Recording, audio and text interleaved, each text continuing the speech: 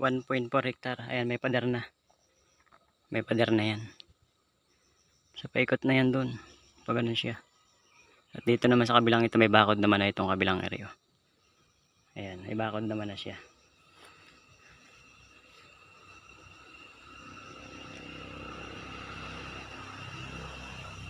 Ang ganda niya, oh. Flat siya, flat. Yun lang kaunting slope yun. Yung may mga kawayan.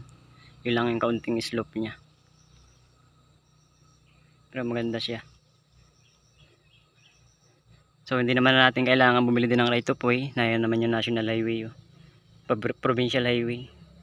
Pero kung gusto mong makapasok, edi yung kaunti na yun, babayaran na lang yung kaunti na yun. Bali 5 meters, wala pang 5 meters yan. Yun yung babayaran para makapasok dito sa property.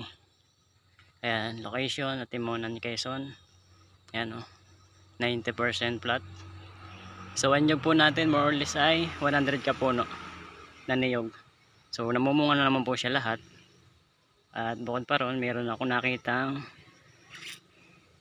kulong-kulong, Indian Mingo. Kaya may pailan nila na saba.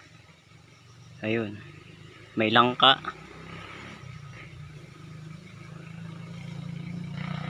Ayan. Ito merong kalumpit, oh. Ayan yung kalumpit niya. Ayan yung provincial highway.